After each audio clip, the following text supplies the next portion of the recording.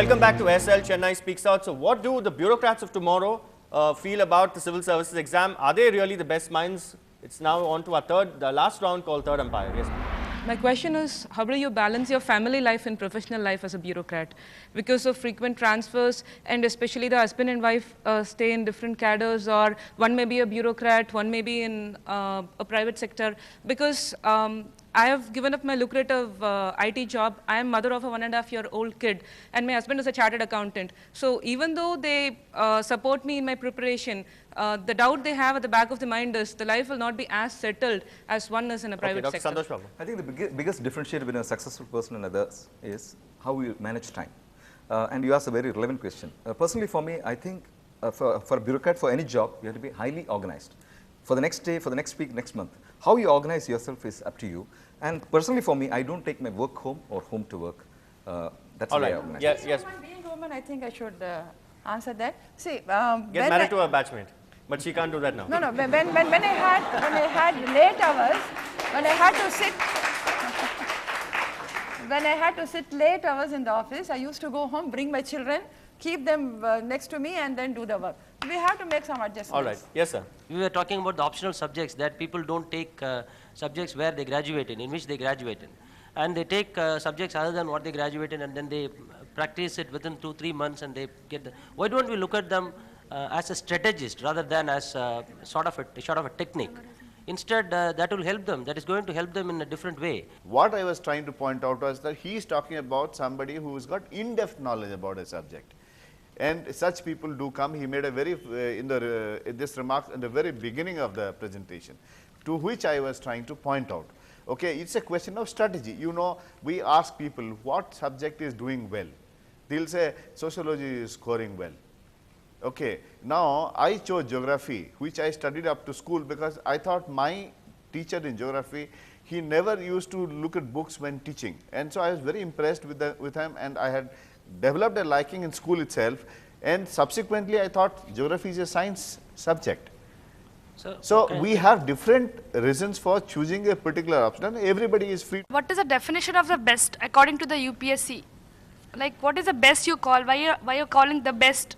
You are attracting I the best. hope they had a They do definition. not know what is the best. Nobody knows what is the best. Nobody knows what is the best. No, but in the field, See, but in the field, we can say who's the best bureaucrat, but not who's the best candidate to become a bureaucrat. Something like a Rahul Dravid kind of a person, somebody who applies himself. That would be my. Somebody who is a wall or pushed against the wall. Person who had pursued, maybe engineering for 4 years and, all his other stuff, but then he is able to excel in a very different field, say sociology or literature, in just a span of 3 months, then why can't he rule the whole district is my point. Because all of us know, all over India, the prescribed book, say for example for geography, it's Savindra. Everybody knows it's Savindra. Everyone studies Savindra, they sleep with, they live with Savindra. But the thing is, no question is going to be direct. It's no define, no explain, no. Everything is going to be like criticize, analyze. It correlates with the current world. It correlates with the present living. So the present world. Yes, sir. Answer so that is why, we say that UPSC is definitely attracting best minds, because only the best mind can answer such a question, not a common man. No, here. Yes, No. Let me clarify. I have not seen the last year's question paper, but the question paper is clearly divided into two. One which is direct questions, and there are also application of the questions. Okay, and there are limited applications of the questions. You are talking about any current development, application of that particular theory to a current development. Okay, even that is also known. Okay, and for that also you can prepare yourself and go for that. There may be a couple of questions which may take you by surprise in the exam hall. But again, let me tell you, all that you need to score is about less than 60%. You are not going to there for 90%. After studying vigorous preparation of 4 years or 5 years, we don't get a degree for our preparation. It's just a knowledge we gain. Absolutely. When we turn back the years, past 5 years, what have we been doing, or what degree have we been provided? It's nothing, but it's just the, the fire in us, to crack, No, let it go, 6 years, 7 years, let it go. But I am going to be a civil servant at the end of 7 years. It's what we have. That very quality itself is the, the thing Absolutely. of the best. If you are attracting the right brain and you said you're guiding the politicians, then why the corruption rate is very high now? Can I just respond to this? Corruption, Scientific corruption, is not confined only to the government sector. Would you know that we come across daily incidents of corruption at a phenomenal scale? Now, look at the scandals that happened in the world some time back. Whether you take the big 4 auditing firms or WorldCom scandal, Satyam, the entire financial. Ramalinga Raju. See, so please do not think what happens in a private sector is not publicized.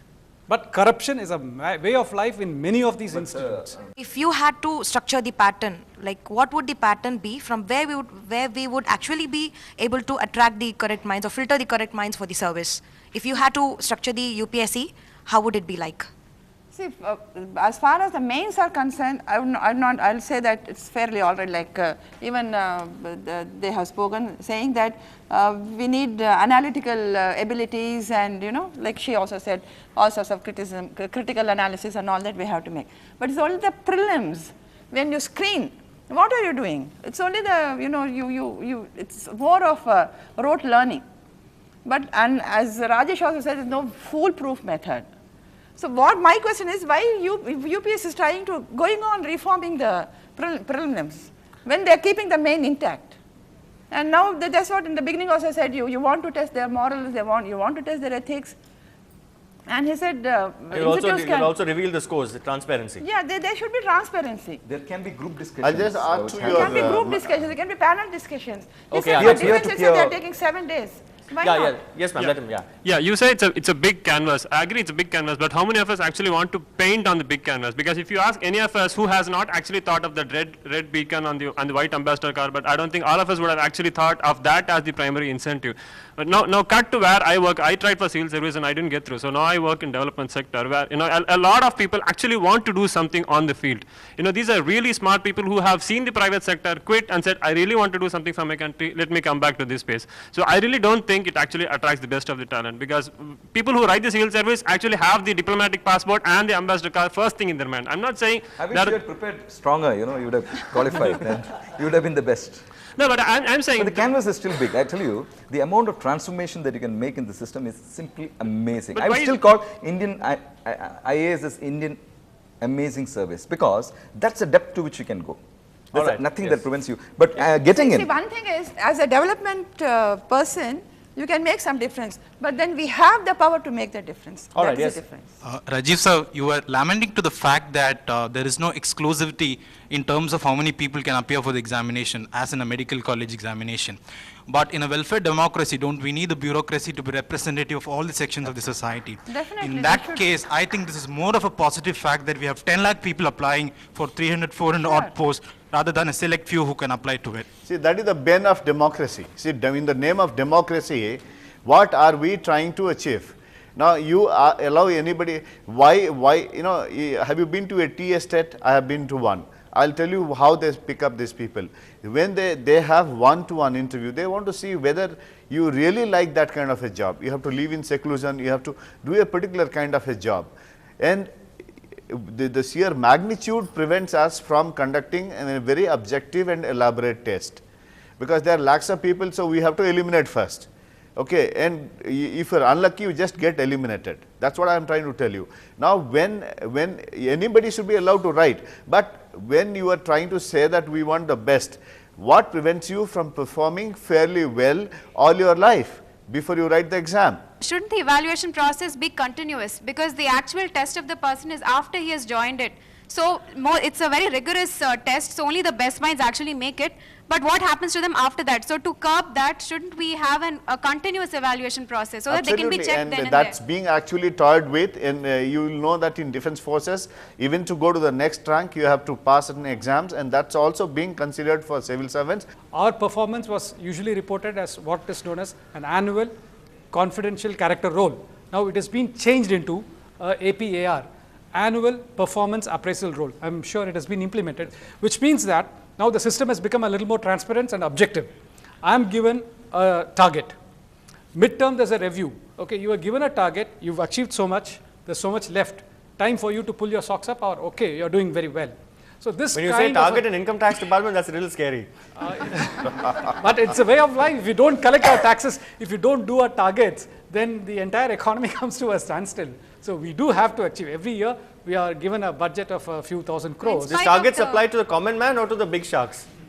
To every taxpayer. As a serious candidate myself, I would say that unless you're able to sustain the tempo, see, everybody doesn't get in through the first attempt. It takes maybe 2 years, 3 years. It's a very serious preparation that is required. So eventually, only the best mind who can withstand the pressure, who can stay in this field for so long and say, yes, I will become an IAS officer, they only would go in. So they wouldn't be the scum, like I said, those who get eliminated. They might get eliminated the first time, but eventually, they would be the best mind. Ma'am, since you came up with the scum analogy, would you like to answer that?